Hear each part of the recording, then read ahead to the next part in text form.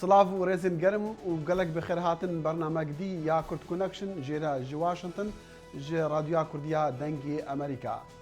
di bernama vê heftiyê de Amerîka stratîjiyetek diyar nîne ji bo şerê Dewletil Îslam di Sûriya de. Eger hevbendî ji bo şerê Daeş di Sûriye de pêk hat, ew wê piştevaniya Esed be?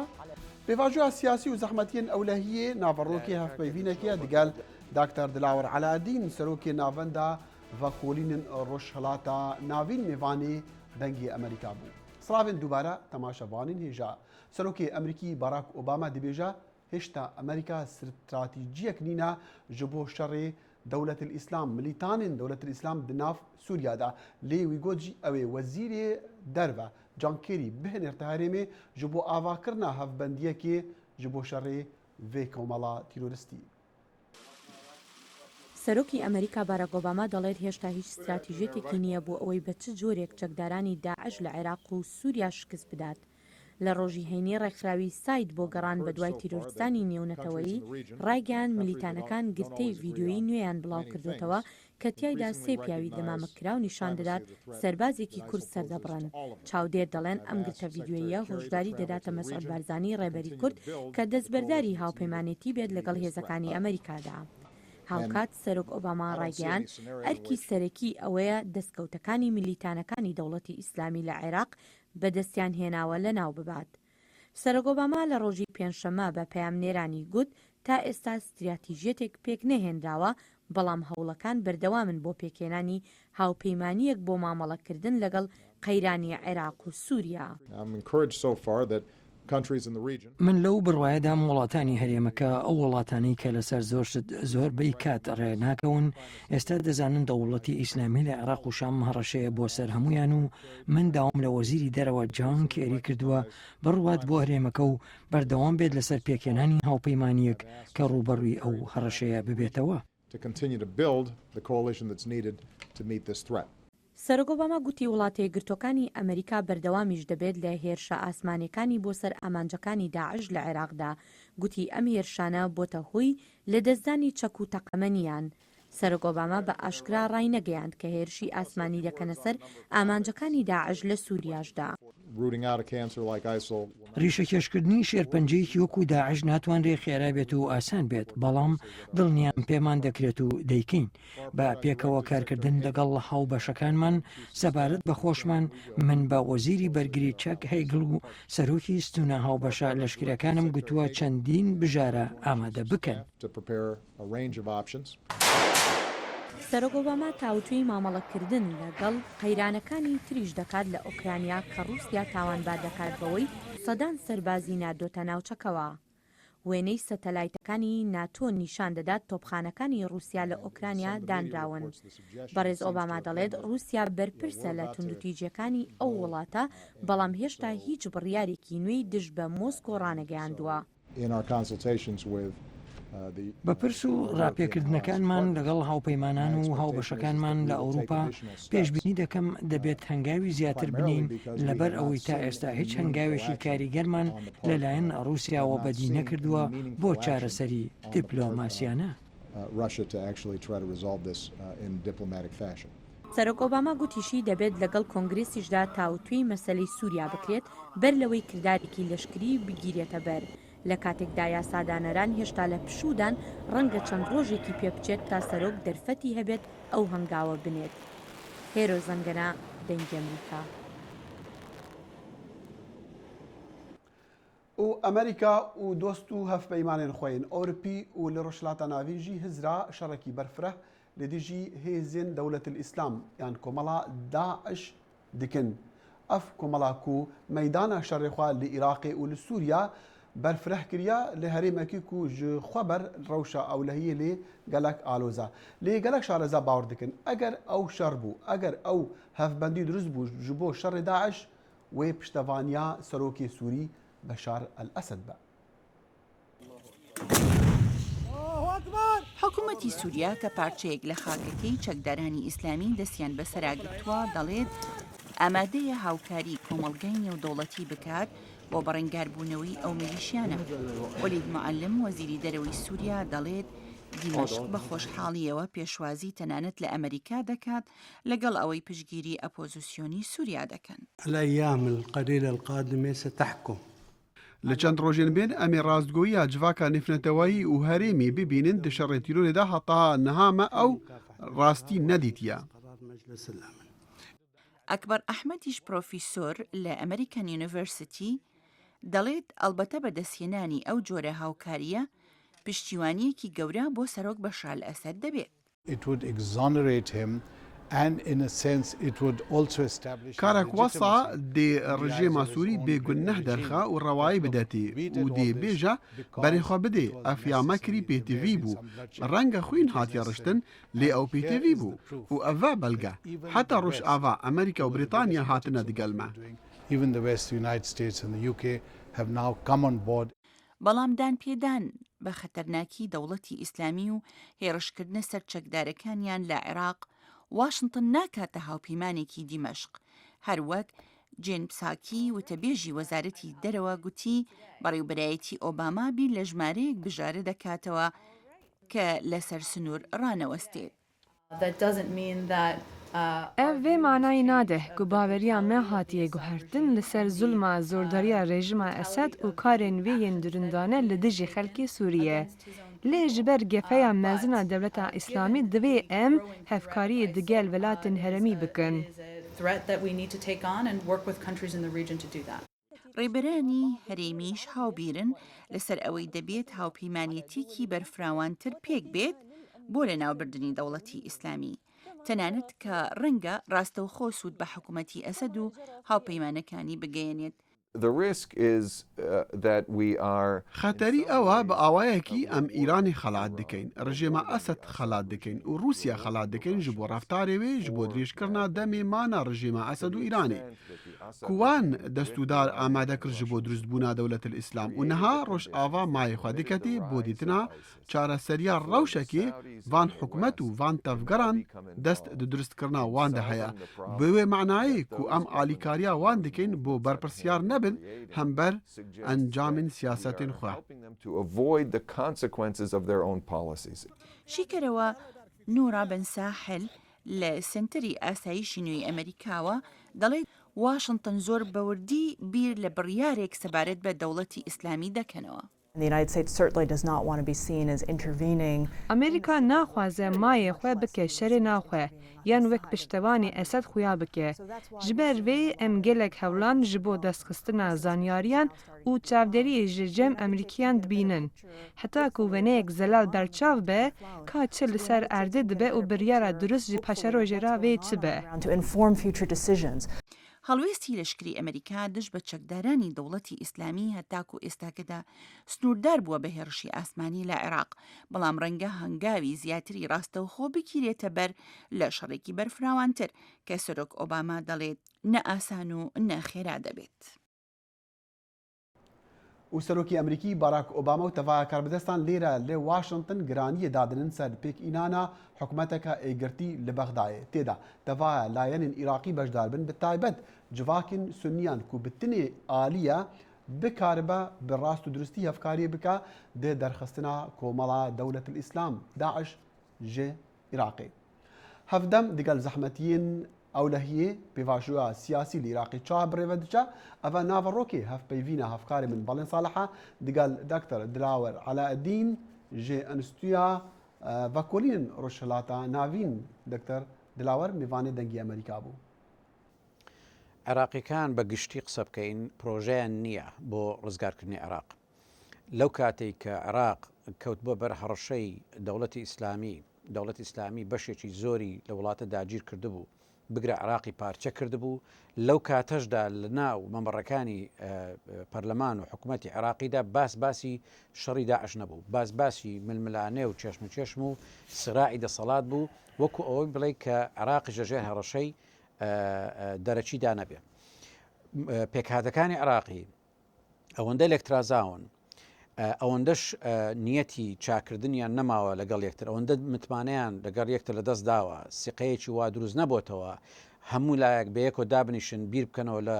استراتیژیەتێک بۆی کە ئەو وڵاتە بەیەکەوە بە یەک پارچەیش ڕزگارکەن تەنانەت لە حاڵەتێکدا کە هەموو عێراق لە خەتەردا بوو شەڕی جەنۆسای بەسەر یەزیدیەکان داهات بوو ئەو هەموو خەڵکەی پەناهەندەی لێ قەوما و لە شارەکان گواسترابوونەوە داهان لە کوردستان بارگراناییی قورسی اقتصادیان هێنابوو لەگەڵ ئەوەشدا حکوومەتی بەغدا هاوکاری حکوومەتی هەرێمی نەکرد بەوەی بەشە بوجەکەی بۆ بنێری سلاحی بۆ بنێری ڕێگە بدا بە کۆمەکی نێودەوڵەتی بگا. دکتۆرەوەندەی چاودێری ڕۆژی عێراق دەکەی پێ وایە ئەو گرێکوێرانە یاخو ئەو کێشانی کە لە بنبەستیاندا بوو لەگەڵ نورین مالکیدا لەگەڵ حیدەر عەبادیدا کراوەتر بن؟ طبعا ئەوەی کە لەگەر بەغدا دەگوزارێ جارێ حکوومەتی نوێ یان شخصێتی نوێ سەرۆکوەزیرانی نوێ کە کابرایەکی زۆر معقول و زۆر محتەرەمە و خانەدانە وەکو لە ئاستی شخصیدا زۆر جیاوازی هەیە لەگەر جەنابی مالکی بەڵام لە ڕاستیدا خەریجی هەمان مەدرسەیە هەمان دەنگدەری هەبووە هەمان ئەو خەڵکی کە ئێستا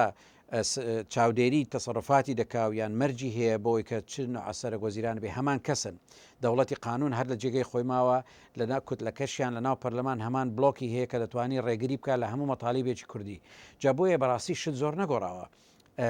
کاچی عەبادیش سحرێکی وای پێ نییە کە بچی بتوانانی هەموو لایەک ڕازی بکە ئەو داینامیکێت و ئەو هاوکێشانەی پێشتر هەمووی لە جێگەی خۆیەتی بۆی ئێمەش دەبێت تەوقعاتمان تۆزێک واقعیبی ئەو کابرایە ئەگەر کەیفی لێ بێتوانی وعدەی دنیات پێ بدا بەڵام زارین هیچ چێشتی گەورە ناتوانێت بێنتە جێت چونکە زۆری هەیە لە دەسەڵاتی دانیا زۆر هەیە لە دەسەڵاتی پەرلەمان و یان بەپێی دەستور بکرێت ویان لە نیەتی ئەویش و کوتلەکەی دانیە جا بۆیە دەبێت قسەی ئێمە گفتوگۆی ئێمە تەنها لەگەر شخصی و کابرانەبی لەگەر مؤسسەکانی لە پشتێتی لەگەڵوان بێ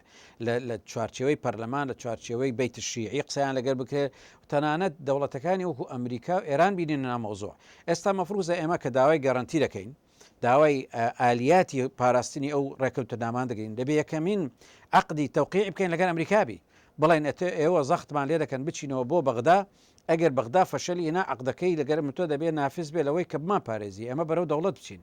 نەک بڵێ عقدی ئێوە لەگەر مالک لەگەر عەبادی و عەبادی ژەگەل التزامی نەکرد خۆتان و خوای خۆتان چونکە ئێستا ئیدارەی ئەمریکی تەوەجوهەکەی ئەوەیە دەڵێ ئەمە وڵاتی خۆتانە بڕۆن عیلاجی کەن لە حقیقەتدا ئەگەر ئێمە زەختمان لێ دەکرێت بچینەوە بەغدا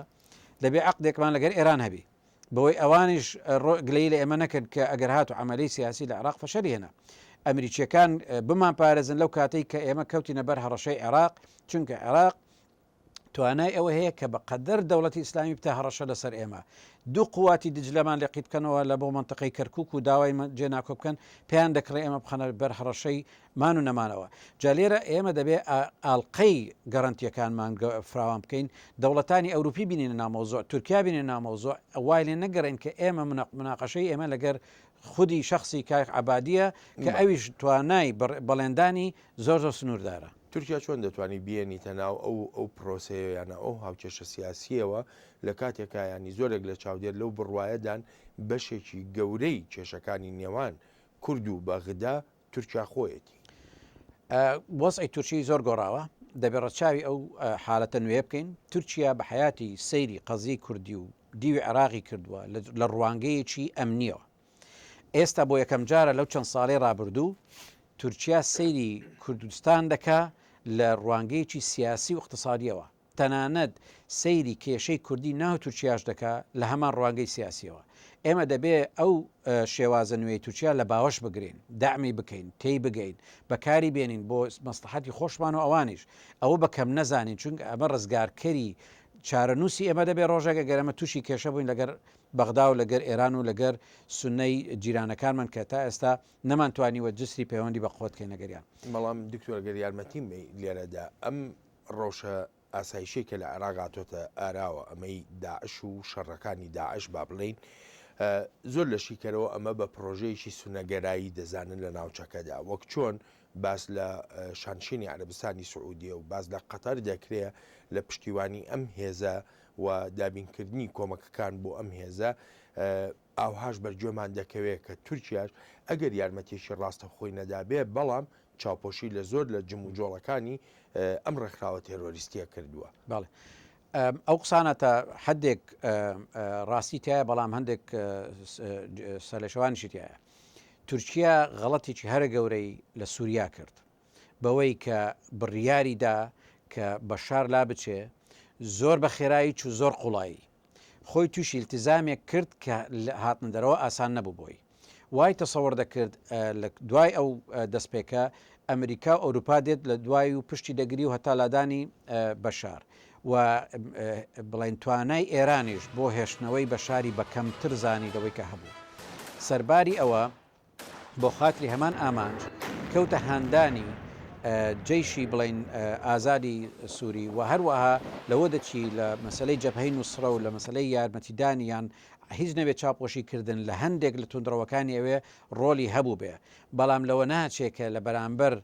داعش و هێزی بڵین ئەوەی خلاف ئیسلامی ئەو نوع هاوکاری کردبێ یان چاپۆشی کردبێ دەبێت لە بیریش نەچێ تورکیا دوو کێشەی هەرە گەورەی هەیە یەکەمیان سنوورێکی یەکجار بەرفراوانی هەیە کە قەت پۆی نەکراوە کە کۆنتترۆلی بکە ڕێگە لە هاتوچۆی ئەو خەڵکە بگرێ ئەو خەڵکەی کە دەشتن بە تورکیاوەدا دەچن با ئەوەندە زیرەکن با ئەوەندە شارەزانە بتوانن نێتوەرکی خۆیان لەوێ پارێزن سەرباری ئەوەی کە خەڵکەکە لە دەرەوە دێ لە سەرچاوەوە مەفروزە ڕێگەی لێ بگیرێ نەکرد گلەیەکە لە تورکیا بکرێ دومین تورکیا ئێستا مەجموعەیەک ڕەهائینی هەیە لە بەندەستی داعشدانە ئێستا کە توانای ئەوەی نییە کە لە زۆر لاوە حرەکە بکە لەبەرەوەی چونکە چارەنووسی خۆی و ئەسیرەکانی دەکەونە خەتەر جا تورکیا لە ڕاستیدا هیچ بەڵگەیەک نییە کە ڕاستەوخۆ یارمەتی داعشی داوی بەڵام هەموو زۆر بەڵگە هەیە کەوادەی سلمێنێ داعش زۆر لەوە زیرەکترە زۆر لەوە بەتواناترە کە تورکیا بتوانانی ڕێگەی لێ بگری و دومیش داعش توانی وێتی ئیسیفادە لە هەموو ئەو یارمەتیانە بکە کە لە وڵاتە سونیەکانی وەکو خەلیج و سعودیە بۆ نوسڕەش چوبن ئەویش استفادە لێ کردبی چونکە استقدابی خەڵکی لە ناوانیش کردووە جا لێرەدا حقت ئەمەمانە ئەوە نییە سیاسەتەکەی تورکیا دژی کورد بووە ئەو شتانەی نەکردو دژ بە کورد ئەوەی کردی دژ بوو بێ ئەگەر یارمەتیم بێ دژ بە کوردیش نەبوو بێ بەڵام لە ماوەی ئەم شەڕانەدا هەتا ئێستاشی لەگەڵا بێ تورکیا بە فەرمی هیچ هەڵوێستێکی نەنوان لە کاتێکا زۆرێک لە ئابووری ناسان زۆرە لە شێکەرەوەی سیاسی هەرێمی کوردستان وەکو مەڵبەندێکی ئابووری بۆ ئەنکەرە دادەنێن ئێستا جەنابیشت ئاماژە بۆەوە کرد کە دەڵێت ئاڕاستەکان لە تورکیادا گۆڕاوە چ لە ڕووی سیاسیەوە چ لە ڕووی ئابوووریەوە حزوری هەیە لە هەرێمی کوردستانی عراقدا ئەمە لێرەدا متمانەیەکی تر دروست دەبوو لە نێوان خەڵک لە هەرێمی کوردستانی عراق بۆ لەگەڵ ئەنکەرەدا ئەگەر هاتباو هەڵوێستێکی فەرمی بنوانە وەکگوتم لە تورکیا لە مووقعێکی قرسدایە دەستی لە زۆر لاوە بەستراوەتەوە ئێمە دەبێت گلەیەکانمان واقعیبی لە ئاستی حەدەستا بێ ئێستاکە بۆ نمونە تورکیا بە چاک ئاگدارە کە یارمەتێکی زۆر لە دیوی تورکیاوە بۆ ناوچەکانی ژێردەسەڵاتی پەیەدە دەچی ڕاستەوخۆ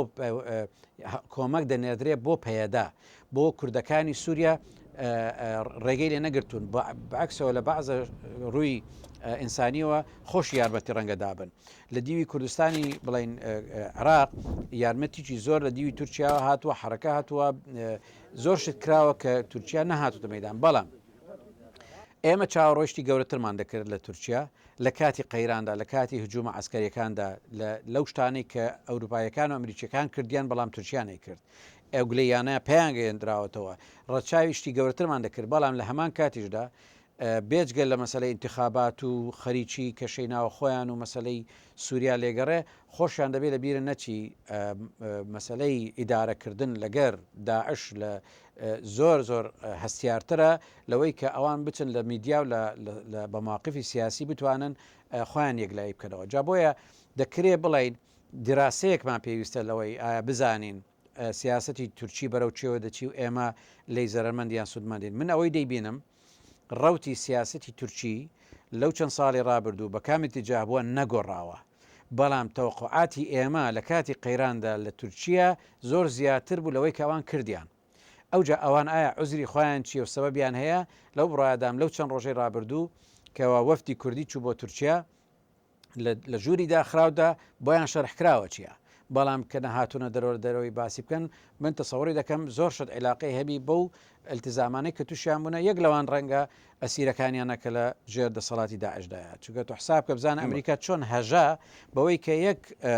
سەحەفی لە لای ئەوانەوە سەر بڕە خۆی ئەوان 48 ئەسیریان هەیە لای ئەوان دومینش سنوورەکەی کە هەیەە لەگەر داعش و ئەو کێش جێژاوکەی لە سووریا ڕوودەدا با بەکەمی نەزانین ئەوان 1,200,000 لاجئ هەیە لە وڵاتەکەیان حدودەکەیان ئەوەندە درێژە ئەوەندەش پڕم لە مەشاکلە کە لەو دیویەوە هەموو جهتێکی تونڕەوی تێدایە جا ئێمە دەبێت لە جیاتی تورکیا نەبیر بکەینەوە وەنە بڵین تەقدیر زروفیشی نەکەین ئەمە ڕۆژی خۆی دەوێت کاتی خۆی دەوێت کە تێ بگەین تورکیا سیاستەکەی بەرەو کوێ بۆ چی کرد لە کاتی خۆیدا. دکتۆر لەگە داوای لێبوردندا کات هەر ئەوەندە مەودامەدا ئەمایان دەکەمە دواپرسیارم ماوەیەکە لە وڵاتەیە گرتوەکانی ئەمریکای کۆمەڵە دیدارت هەبووە لەگەڵ کۆمەڵە لە تینگتانکەکانە دانیشتنت هەبووە وەکو ڕوانینی وڵاتەیە گرتوەکانی ئەمریکا ڕای گشتی وڵاتەیە گرتوەکانی ئەمریکا چی لەگەڵ خۆتا دەبێتەوە بۆ هەولێر؟ یەک لە شتەکانی کە بە قەنەعەتەوە مەسەلەن ڕەنگە بۆم دەرکەوت بێ ئەوەیە کە ئیدارەی پرۆسەی بڕاردان لە ئەمریکا پێویستە ئێمە ئێستا بە هونەرێکی نوێەوە مامەلەی لەگەر بکەین بەوەی خوردیکەینەوە خوردیکەینەوە بەسەر ئەو پێکهاتانەی کە لە بڕیاردا بەشدارن ئیدارە و بابێن ئاڵقە تەسکەکەی دەوروبەری سەرۆک ئۆباما جۆرێکن بیرکردنەوەیان هەیە و جۆرێک ڕوانگەی سیاسیان هەیە کە زۆر مهمیشە چکە بڕیاری ئەخیر ئەوان دەیدەن دەبێمە نەوەک معاملەیان لەگەر بکەین جیاواز بێ لەگەر پێنتاگۆن عەتفێکی زیادی هەیە بڵین لەگەر کورد و لە ڕووی استراتیژیەوە دەزانن کوردستان پێگەیەکی گرنگ دەبێت بۆ هەر حرەکەیەکی کە لە مەنتقە دەیگرن بۆیە ئەوان بە جیاواز دەبێت سیرکەن ستیت دیپارتمنت کە دەکا وەزارەتی دەرەوەیان وەزارەتی دەرەوە لەگەر لایەنی CIA ئەوانە مووقفێکی تۆزە گوشک و برنگیان هەیە لەگەر کورد و زۆر بەغداییانە و عێراقیانە بیرەکەنەوە و کارتێکردنیان پێویستی بە کاری وردەکاری هەیە لەبیر نەچی هەموو دیپلۆماتانەی کە لە عێراقن و لە کوردستانن سەر بە وەزارەتی خارجینە و ئەوانش زۆربیان ڕوتیان بەرەو بەغدایە ئەوانە لەگەر ئێمە تۆزێک سست و بڵێن هینن قەلبگرانن لە مەسلەی سربەخۆی کوردی لایەنی مهمتریش لەوانە بۆ مەودای درێژخایەن کۆنگرس و سەناتە کۆنگرس و سەنات بەگشتی لە لایەنی هەردوو حزبەوە دموکرات و کۆماریەکان عەتفێکی زۆر کۆن و گەرم هەیە لەگەڵ قەزیەی کوردی ئەوانە دووربینتریشن وەک لە ئیدارە ئەمریکی زیاتر کوردبینانە تەسەڕف دەکا ئێمە دەبێت ئیش لەسەر هەموو ئەو پێکاتانە بکەین بە جیاوازی چونکە تا ئێستا شێوازی ئیشکردنی ئێمە بە شێوازێک بۆ کە ئێمە هەمومان بە یەک لە یەک چوارچەوە داناوە لەبیرە نەچیکەوە کۆمەلگای یان توێژی ئەکادمی فینگتانکەکانی ئەمریکی ڕۆڵێکی یەکجار باڵا دەبینن لە داڕشتنی سیاسات و تەوجیهکردنی سیاسەتی ئەمریکی ئێمە دەبێ ئەو ئیشی باش کراوە لەلایەن ئەوانەوە و تەنانەت کە یارجیش لە نوێنەرەکانیان دەستخۆشیان لێ بکەین کیش یەکجار باشیان کردووە لەوەی کە بتوانن کاریگەر بن پەیوەندیان هەبی بەڵام ئەمە پێویستیبان بە دیراسات هەیە بە وردەکاری هەیە بۆ شتی مشتەرەک هەیە کە بتوانین تأثیر لە بیرکردنەوەی ئەکادمیەکان بکەین هەتاوەکو لە ڕێگەیانەوە تأثیر لە تەواوی پرۆسی دەسەڵات و بڕیاری ئەمریکی بکەین جا ئەوە یەک لەو پەیامانە دەبێ کە ئەگەر کورد بیاوێ بەرەو سربەخۆی بڕوە ناکرێ خطابی ئەمریکی سیاساتی ئەمریکیان مکەوینەتە جیاوازەکانی ئەمریکی پشتگوێ بخرێنیان یەکیان پشتگوێ بخرێت دژێویتری بۆ نمونە قەت ناکرێت ئێمە وەکو ئیسرائیلەکان بکەین کە خۆمان یەکلایی بکەینەوە بچین بەس پاڵ بە مەسەلەن کۆماریەکان بدەین چونکە ئەمە دموکراتەکان با ئەوەندە زویر دەکات کە ئێمە لە ڕۆژی لە دەسەڵاتدان ئێمە کێشەمان دروست دەبێت چونکە ئیسرائیلەکان تقریبان وایان لە خۆ کردووە کە زیاتر سەبەر کۆماریەکانن ئێمە دەبێت بای پارتیزان هەردوو لایەن بە یەک شێواز بکەین هیچ تەڕحێکی حکوومەتی کوردی ئەوە نەگەیەنێ کە ئێمە تەفزیلیەکیان دەکەین بەڵام خەڵکی ئەکادمی وەکو من تاکەکانی وەکو ئینستیتوتی ڕۆژهەڵاتی ناواز دەتوانن بە کەیف خۆیان ڕخنە لە دموکراتیش بگرن لە کۆماریەکانیش بگرن ئێمە دەتوانین زۆر شت بکەین لە ڕووی دیراساتەوە بە بەڵگە و ڕخنیان لێ بگرین بەڵام حکوومەتی کوردی دەبێت ئەو بێلایەنیەی ئەو نێوەندێ بپارێزیە کە تەواوی پرۆسی بڕیاردار بۆ خۆی ڕابکێشە دکتۆر زۆر سپاس دەکەم سپاس بۆ ئێوەش و خۆشحاڵ بووم سپاس ji bo hevkar balên salih dirêjahiya hevpeyvîna digal Dr. Dilawar Alaeddîn û li ser malperên dengê Amerîka û Facebooka dengê Amerîka temaşe bikin. Hefteyabê jî me hevpeyvînek digal rojnamevanekî Swîdî heye ku li germiya rûdanan li Iraqê û li Herêma Kurdistanê ew lê dihokê bû. Temaşevanên hêja heta bernamebê digehîne yek dexîlê şemo û stafê bernameyê hîviya خوشی و شادی جۆرا دکن و دکارن تەماشای بەڕەما بکن لەسەر ماڵپەڕێن دەنگی ئەمریکا و لەسەر فەیسبوک و تۆڕێن کۆمەڵایەتی خدا حافظ.